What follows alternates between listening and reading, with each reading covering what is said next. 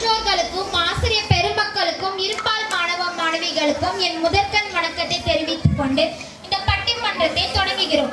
நம்மளோட ஊர்ல கேள்விப்பட்டிருக்கிறோம், ஒரு சில பேர் நல்லா படிச்சு வேலையில இருக்காங்க, ஆனா வாடகை வீட்டுல தான் இருக்காங்க. ஆனா ஒரு சில பேர் படிக்காமலேயே பெரிய கோடீஸ்வரராக இருக்காங்கன்னு பேசுவாங்க. இதை பற்றி விவாதிக்கவே இந்த பட்டிமன்றம். வாழ்க்கையில் வெற்றி பெற கல்வி அவசியமா அவசியம் இல்லையா என்ற தலைப்பில் விவாதிக்க இரு அணிகளையும் அழைக்கின்றேன். கல்வி அவசியம் என்ற தலைப்பில் விவாதிக்க 8ஆம் வகுப்பு படிக்கும் இலக்கியா, 7ஆம் வகுப்பு படிக்கும் ஹானியா கேத்ரின் மற்றும் 7ஆம் வகுப்பு படிக்கும் அக்ஷயா. கல்வி அவசியம் இல்லை என்ற தலைப்பில் விவாதிக்க 8ஆம் வகுப்பு படிக்கும் தேவியா, 8ஆம் வகுப்பு படிக்கும் அத்விதா மற்றும் 8ஆம் வகுப்பு படிக்கும் வைஷ்ணவி. முதலில் கல்வி அவசியம் என்ற தலைப்பில் விவாதிக்க இலக்கியாவை அழைக்கின்றேன். அவர் என்ன பேசுகிறார் என்று கேட்போம்.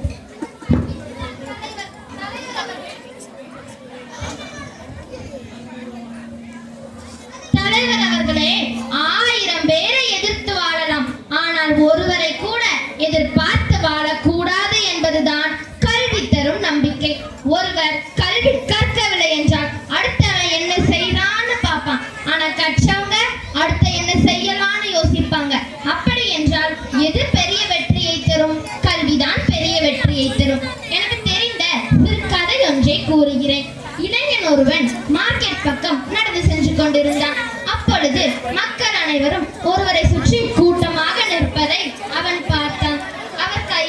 அவன் கையில் கரடி முடியையும் பக்கத்தில் ஒரு கரடியையும் வைத்துக் கொண்டு, இந்த கரடி முடியை வாங்கி உங்கள் வீட்டில் வைத்தால் செல்வம் பெருகும், அதிர்ஷ்டம் கொட்டோ கொடென்று கொட்டும் என்று கூவி கூவி வச்சு கொண்டிருந்தார். மக்கள் அனைவரும் அதை போட்டி போட்டு வாங்கினர். அதை வாங்கி சென்ற ஒருவனை அந்த இளைஞன் அழைத்து, டேய், இவ்வளவு நாளாக இந்த கரடியையும் கரடி முடியையும் இவர் தானே வைத்திருந்தார், இவருக்கு என்ன செல்வமா கொட்டியது? அப்படி செல்வம் கொட்டியிருந்தால் இன்னும் ஏன் இந்த மார்க்கெட்டில் வந்து இதை விற்று கொண்டிருக்க போகிறார்? கொஞ்சம் சிந்திக்க கூடாதா என்று கேட்டார். இதை பார்த்த அந்த கூட்டத்தில் இருந்த பெரியவர் ஒருவர், இதற்கு தான் 4 எழுத்து படித்திருக்க வேண்டும், கற்றவர்கள் தான் சிந்தித்து செயல்படுவார்கள் என்று கூறி இந்த இளைஞன் வருங்காலத்தில் ஒரு சமுதாயத்தையே நடத்துவான் என்று கூறினார். அந்த இளைஞன் தான் அண்ணல் அம்பேத்கர், மாபெரும் தலைவர். கற்றவர்கள் தான் சிந்தித்து செயல்படுவார்கள் என்று கூறி என் உரையை நிறைவு செய்கிறேன். நன்றி, வணக்கம். அருமையாக பேசினார் மற்றும் சிறு கதை ஒன்றையும் கூறினார். அடுத்து கல்வி அவசியம் இல்லை என்ற தலைப்பில் விவாதிக்க டெபியாவை அழைக்கின்றேன். அவர் என்ன பேசுகிறார் என்று கேட்போம்.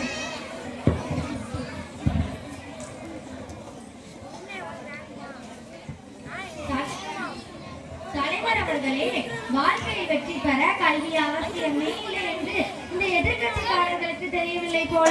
அந்த காலத்தில் சொல்வாங்க, படித்தவன் பாட்டை கெடுத்தான், எழுதியவன் ஏட்டை கெடுத்தான். தலைவரே, அந்த காலத்தில் இருந்து கஷ்டப்பட்டு கல்வி கற்று வேலைக்காக எம்ப்ளாய்மெண்ட்ல போய் பதியணும். அப்படி பதிஞ்சு அந்த எம்ப்ளாய்மெண்ட் நம்பர் வர்றதுக்குள்ள நம்ம வயசே போயிடும். இந்த காலத்துல ஒரு வேலைக்கு 9 டெஸ்ட் எழுதி பாஸ் ஆகணும், அந்த ரிசல்ட் வர்றதுக்குள்ள நம்ம வயசு போயிடும். இப்படி இருக்கிற காலத்துல நம்ம எப்படி வசதியா வாழ முடியும்? கல்வி அறிவு ஒருவனுக்கு இல்லாவிட்டாலும் 5000 ரூபாய்னா பெட்டி கடை வைப்பான், 50,000 ரூபாய்னா டிபார்ட்மெண்ட் ஸ்டோர் வைப்பான், 5 லட்சம் ரூபாய்னா கம்பெனியை வைத்து பல கற்றவர்களுக்கு வேலை வாய்ப்பு அறிவிப்பான். கல்வி கற்றவன் புத்தகத்தில் உள்ளதை மட்டுமே படிப்பான், ஆனால் கல்வி கற்காதவன் அனுபவத்தையே பாடமாக எடுத்து வாழ்க்கையில் முன்னேறுகிறான். கல்வி பரீட்சை எழுதுவதற்கும் மதிப்பெண் பெறுவதற்கும் பட்டம் பெறுவதற்கும் மட்டும்தான் கல்வி அவசியம்.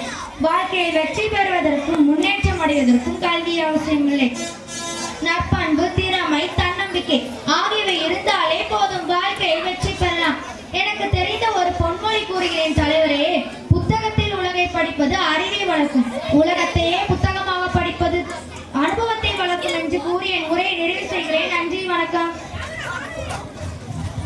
அருமையாக பேசினார். அடுத்து கல்வி அவசியம் என்ற தலைப்பில் விவாதிக்க ஹானியா கேத்ரினை அழைக்கின்றேன். அவர் என்ன பேசுகிறார் என்று கேட்போம். நடுவர் அவர்களே, இன்றைய வேகமான உலகத்துல நம்ம சைக்கிள்ல நடந்துட்டு போயிட்டு இருந்தோம்னா என்னத்தை சாதிக்க முடியும்? ஒரு பைக் காட்டி ஓட்ட தெரியணும். அந்த பைக்கை ஓட்டணும்னா லைசன்ஸ் வேணும். அந்த லைசன்ஸை வாங்கணும்னா 8வது வகுப்பு கண்டிப்பா முடிச்சிருக்கணும். இது இந்த எதிர்கட்சிக்காரங்களுக்கு தெரியல. எதிர்கட்சிக்காரங்க சொல்றாங்க, அனுபவம் மட்டும் இருந்தா போதும், வாழ்க்கையில சாதிச்சிடலாம் சொல்றாங்க. ஆனா அந்த அனுபவத்தை வச்சு ஒருவன் லட்சத்துக்கு எத்தனை ஜீரோ என்று தெரியாம கூட ஒரு ஜீரோவை போட்டு கொடுத்தா லட்சாதிபதி பிச்சாதிபதி தான். கொஞ்சம் சொல்ல விரும்புகிறேன் தலைவர் அவர்களே, காமராஜர் படிக்கவில்லை தான், படிக்கவில்லை, யாரும் படிக்க வேண்டாம் என்று நினைக்கவில்லை. பசிக்கும் பட்டினிக்கும் அல்லாடு குழந்தைங்க ஸ்கூலுக்கு வந்து படிக்கணும்னு நினைச்சாரு. மதிய உணவு திட்டத்தை திறந்து வச்சாரு. மதிய உணவு திட்டம் காலை உணவு திட்டமாக மாறி இன்று மாணவர்கள் கல்வி கற்கின்றனர். படிச்சவங்களின் எண்ணிக்கையும் அதிகமாகி உள்ளது. கல்வி கற்க வேண்டும் என்கிற விதையை விதைத்தது படிக்காத காமராஜர் தான். நம்மிடம் உள்ள கார் பங்களாவை யார் வேண்டுமானாலும் வாங்கிக் கொள்ளலாம், ஆனால் நம்மிடம் உள்ள கல்வியை யாராலும் வாங்க முடியாது. திறமை உள்ளவர்களே வெற்றி பெறுபவர்கள் சிலரே இருப்பார்கள். திறமை இருந்தும் வெற்றி பெறாமல் இருப்பவர்களை கல்விதான் வெற்றியின் பாதைக்கு அழைத்து செல்லும் என்பதை கூறி எனது உரையை முடிக்கிறேன். நன்றி, வணக்கம். அருமையாக பேசினார். அடுத்து கல்வி அவசியம் இல்லை என்ற தலைப்பில் விவாதிக்க அத்விதாவை அழைக்கின்றேன். அவர் என்ன பேசுகிறார் என்று கேட்போம். தலைவர் அவர்களே, எலக்ட்ரானிக் இன்ஜினியரிங் படிச்சு பண்ணவில்லை, டியூப்லைட் கூட மாட்ட தெரியாது. மெக்கானிக் இன்ஜினியரிங் படிச்சு பண்ண பைக் ரிப்பேர்னா வாட்ஸ்அப்ல கொடுத்து தான் சரி செய்வான். வருஷத்துக்கு பல இன்ஜினியர் சரி வராங்க. நம்ம ஹெலிகாப்டர் வாங்கினா இத்தாலி நாட்டுக்கு தானே போறோம். அப்போது கல்வி எதனை கற்றுக் கொடுத்திருக்கிறது? சினிமா, ஸ்போர்ட்ஸ் போன்ற துறைகளில் டேலண்ட் தான் முக்கியம். கல்வி அறிவு தேவையே இல்லை. டிகிரி இருக்குது, வேலை இல்லை. டிகிரினா என்னது? காலேஜுக்கு போய் கஷ்டப்பட்டு படிச்சு வாங்குறதுக்கு போய் தான் டிகிரி. ஆனா இப்ப டிகிரி வச்சிருக்கிறவங்கள வீட்டுல சும்மா தான் இருக்காங்க.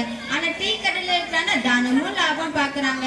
நாட்டுல பல பேர் யூடியூப் சேனல் வச்சு நடத்துறாங்க. யூடியூப் சேனல் வச்சு கை நிறைய சம்பாதிக்கிறாங்க. அவங்க எல்லாரும் என்ன படிச்சவங்களா? அதாங்க சொல்றேன், வாழ்க்கையில முன்னேற கல்வி திறமை இருந்த போது கல்வி அறிவு தேவையே இல்லை. படித்தவன் வேலை தேடுகிறான், படிக்காதவன் வேலை கொடுக்கிறான் என்று கூறி விடைபெறுகிறேன். நன்றி. அருமையாக பேசினார். அடுத்து கல்வி அவசியம் என்ற தலைப்பில் விவாதிக்க அக்ஷயாவை அழைக்கின்றேன். அவர் என்ன பேசுகிறார் என்று கேட்போம். தலைவர் அவர்களே, எதிர்கட்சிதான் நியூஸ் பேப்பர் படிக்கவில்லை போல. நம் நாட்டில் உள்ள இன்ஜினியர்கள் தான் சந்திராயனை உருவாக்கியவர்கள்.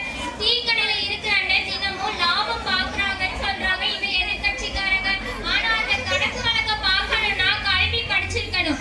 ஒரு மனிதன் பிறக்கும் போது அவன் வெறும் மனிதன் தான். அவனை சிந்திக்க கற்றுக் கொடுப்பது கல்வி, அவனை உயர செய்வது கல்வி, அவனை சமுதாயத்தில் மதிப்புடன் வாழ செய்வதும் கல்விதான். தமிழில் ஒரு அழகான சொல்லி இருக்கிறது, கல்வி கரையாத செல்வம். பணம் இருந்தால் அது ஒரு நாள் குறைந்து போகலாம், சொத்து இருந்தால் அது ஒரு நாள் அழிந்து போகலாம், ஆனால் கல்வி என்ற செல்வம் ஒருபோதும் அழியாது. இன்று நாம் வாழும் உலகம் அறிவியல் வளர்ச்சியால் நிறைந்த உலகம். இன்றைய காலத்தில் நல்ல வேலை கிடைக்க வேண்டும் என்றால் முதலில் கேட்பதென்ன?